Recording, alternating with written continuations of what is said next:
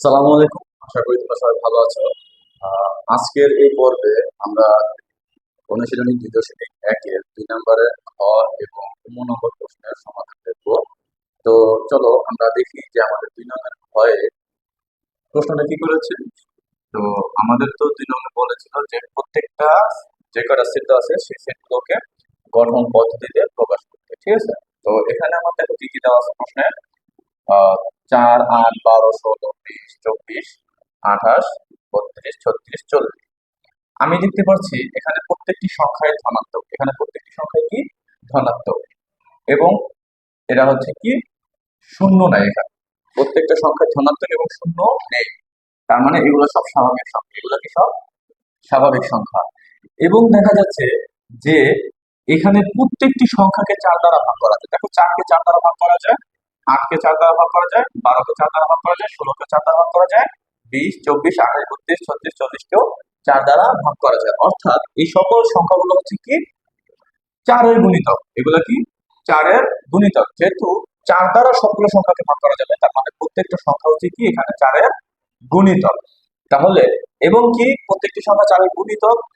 হ্যাঁ, এরপর হচ্ছে আহ 4-এর গুণিতক, গুণিতক তো আমরা জানি অসীম হয়, তো গুণিতক তো শেষ হয় না। তাহলে আমার এখানে কি হবে দেখো, আহ 4-এর গুণিতক এবং সেটা কি 40 থেকে বড় নয়, 40 থেকে কি না বড় নয়। তাহলে আমি এখানে কি লিখবো,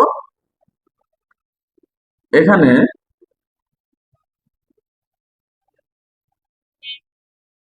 সেটটির উপাদান সমূহ, সেটাকে আমরা ধরবো এক্স, উপাদান সমূহ এক্স,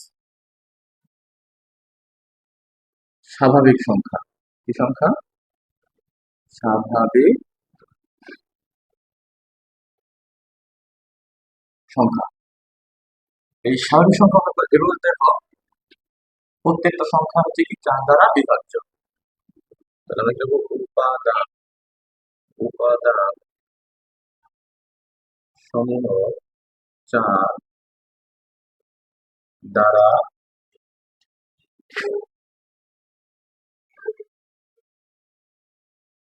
4 দ্বারা বিভাজ্য। অর্থাৎ অর্থাৎ 4 এর গুণিতক এবং 40 অপেক্ষা বড় নয়। হুম। তো এখন সেটটি কি হবে তাহলে,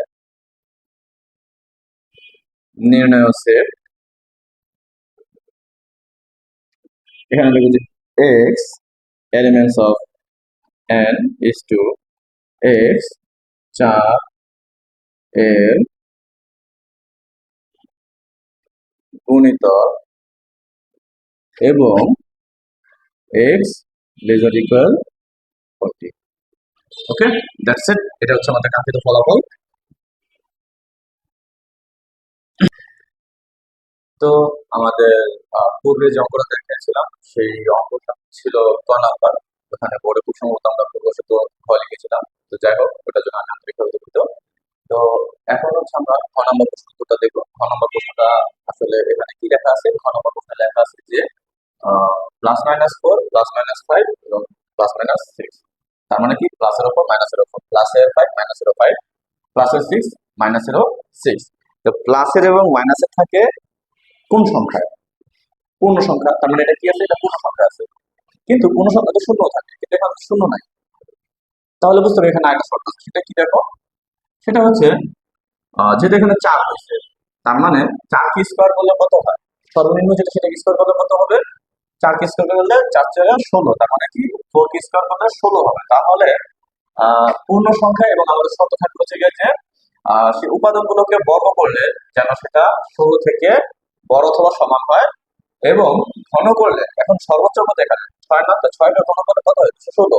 তাহলে শর্ত থাকবে যে ঘন করলে অর্থাৎ কিউব করলে যেন 216 এর ছোট বা সমান হয়। ঠিক আছে, তাহলে আমাদের ওই পূর্ণ সংখ্যা পদ্ধতি তো 0, 1, 2, 3 আছে, +-1, +-2, +-3 আছে, বাট এখানে তো নাই। এই জন্য আমার ওই শর্তটাও দিতে হবে। তাহলে আমি এখানে লিখি এখানে সেটটির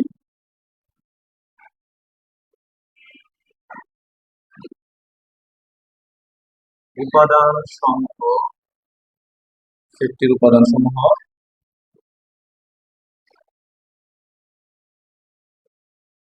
পূর্ণ সংখ্যা। ঠিক আছে, তো আমরা উপাদানটা কি ধরবো? এক্স ধরবো। তো উপাদান সমূহ হচ্ছে এক্স, যা হচ্ছে পূর্ণ সংখ্যা।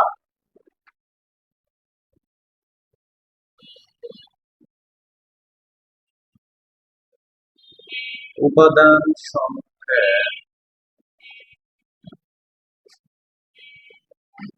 বর্গ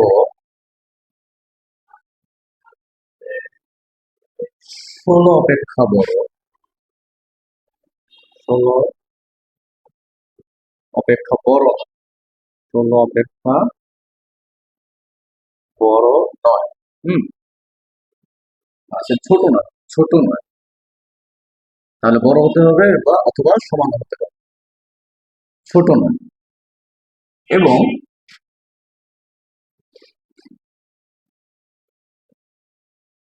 উপাদান সমূহের ঘন এবং উপাদান সমূহের ঘন 216 অপেক্ষা বড় নয়। ঠিক আছে, এভাবে হবে। তাহলে আমাদের অ্যান্সারটা হবে কি? নির্ণয় সেট, নির্ণয় সেট। দেখো, আমরা পূর্ণ সংখ্যা বলতে কিন্তু বড় সেট কে বোঝাই। ঠিক আছে, তাহলে আমরা এখানে লিখবো x elements of Z is two x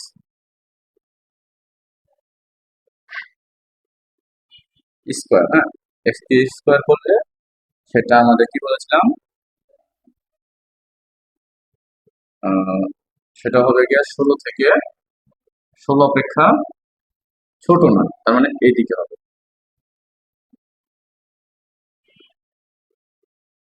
16 থেকে বড় অথবা সমান। এবং ঘন করলে অর্থাৎ কিউব করলে সে 16 থেকে ছোট অথবা সমান। এটা হচ্ছে আমাদের কাঙ্ক্ষিত ফলাফল। That's it. না বুঝে থাকো সেটা কমেন্টের মাধ্যমে বলবে, আমরা ইনশাআল্লাহ নতুন ভিডিও নিয়ে আসবো, সেই ভিডিওতে তোমাদেরকে বিস্তারিতভাবে সেই বিষয়গুলো বোঝানোর চেষ্টা করবো ইনশাআল্লাহ।